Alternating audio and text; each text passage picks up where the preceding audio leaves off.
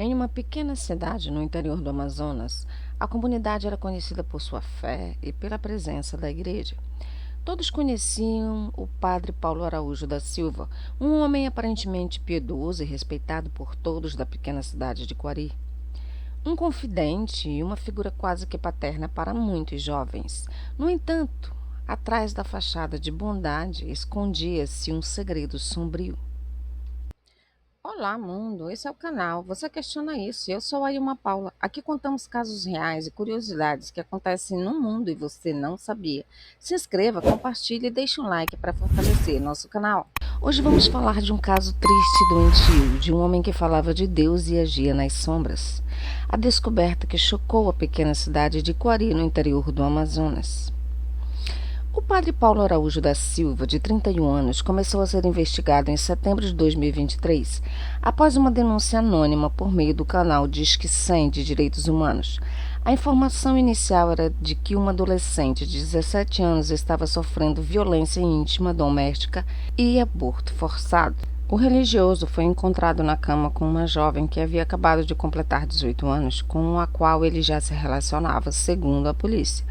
A vítima foi ouvida pela polícia e confirmou que mantinha relações com o padre desde os 14 anos e que foi obrigada a abortar após engravidar do paróquio. Ela também sofria violência psicológica e era ameaçada com frequência, segundo a polícia. Em relação ao aborto, entre a participação de Francisco Rainer Bairro Batista, de 34 anos, que está foragido. Ele é um amigo do infrator e foi responsável por fornecer medicamentos à vítima para interromper a gravidez. E também aliciava jovens, segundo a polícia, para práticas íntimas com o padre. O padre Paulo Araújo da Silva, de 31 anos, foi preso no domingo, dia 18, em Quari, Amazonas, acusado de cometer crimes íntimos contra adolescentes, aborto e participação no enterro do feto no quintal de um amigo. Segundo a polícia, ao menos 4 adolescentes foram abusadas pelo padre, que foi preso na casa paroquial da paróquia São Pedro da Diocese de Quari. Com ele foram apreendidos mais de 30.260 vídeos de cenas íntimas com adolescentes e outras pessoas. Francisco Reiner, amigo do padre que ajudou o padre a se livrar da gravidez da menor e enterrou o feto no quintal de sua casa, foi preso na quinta-feira, dia 22. O fato ocorrido nos encheu a todos de muito sofrimento e de surpresa, disse a ACI. Dante Aragon, membro do Sodalício da Vida Cristã e coordenador geral da Reconciliatio, que desenvolve um programa de prevenção de abuso e construção de ambiente seguro para crianças, adolescentes e adultos vulneráveis, mestre em psicologia, Aragon diz que há características psicológicas que podem ser fatores de riscos como compulsões graves, transtornos de personalidade, abuso de autoridade, imaturidade emocional e íntima. Os abusos não têm relação com o celibato.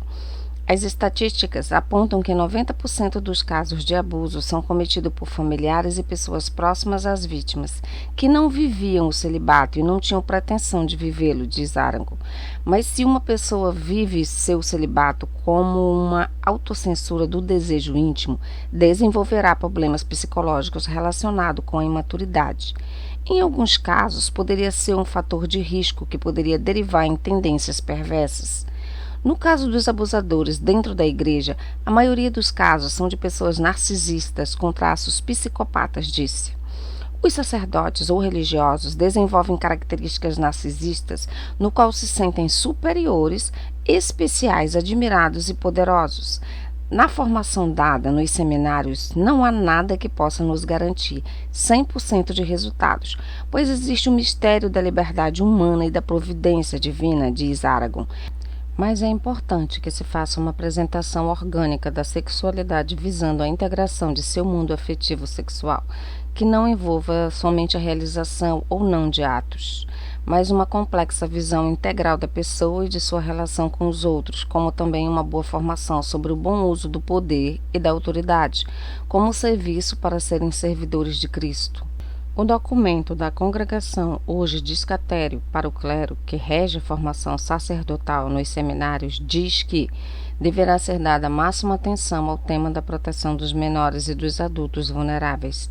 sendo obrigatório no programa de formação inicial e permanente do sacerdote incluir lições específicas, seminários ou cursos sobre a proteção dos menores. Deve ministrar-se uma informação adequada de um modo apropriado, dando também relevo às possíveis áreas de exploração ou de violência, como, por exemplo, o tráfico de menores. O trabalho continua sempre o documento de 2016.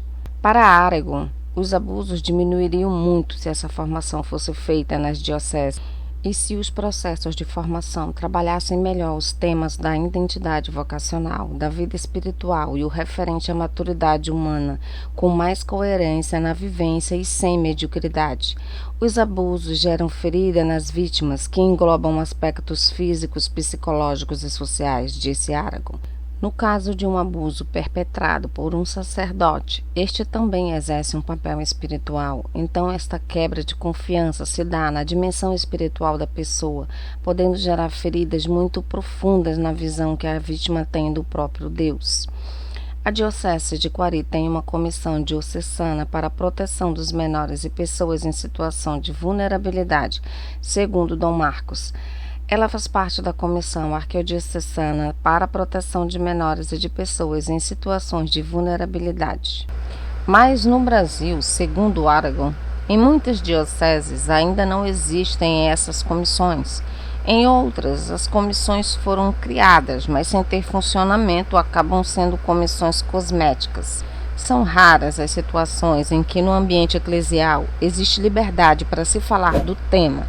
E raríssimos os casos onde os leigos sabem a quem recorrer para fazerem as denúncias, ou que encontrem a estrutura estável e facilmente acessível que façam os processos acontecerem sem demora, conclui Aragon.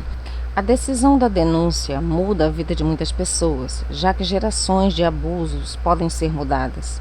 Temos que entender que o silêncio perpetua o ciclo de abuso.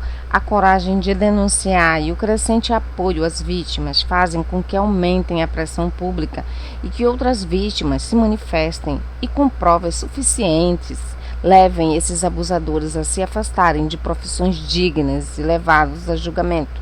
Apesar da dor de reviver os traumas, sentiram-se aliviadas por verem finalmente a justiça ser feita. O caso teve grande repercussão e gerou um debate importante sobre o papel das instituições e proteções às vítimas de abuso. Este caso específico foi um ponto de viragem para a comunidade. Muitas pessoas passaram a entender a importância de não fechar os olhos para sinais de abuso, independente de quem seja acusado. Mas, infelizmente, este é apenas um dos muitos casos de abusos que continuam a ocorrer em várias partes do mundo, muitas vezes dentro da sua própria casa. É essencial que todos nós, como sociedade, estejamos atentos e prontos para denunciar qualquer sinal de abuso, independentemente da posição ou do prestígio do agressor. O silêncio não pode ser uma opção quando vidas e dignidades estão em jogo. Se souberem de algo, denuncie. A justiça e a proteção das vítimas começam com a coragem de agir. Juntos podemos acabar com o ciclo de impunidade e garantir que ninguém mais tenha que sofrer em silêncio. Rezemos uns pelos outros para que a justiça e a verdade prevaleçam e para que o mal seja vencido pelo bem, disse Dom Marcos em mensagem enviada à ACI Digital. O mundo precisa dos bons, maduros e santos sacerdotes servindo a Deus e ao povo de Deus. Se inscreva, compartilhe e deixe um like para fortalecer nosso canal. Questionem com respeito. Fiquem todos com Deus. Obrigada por assistir até aqui e até a próxima.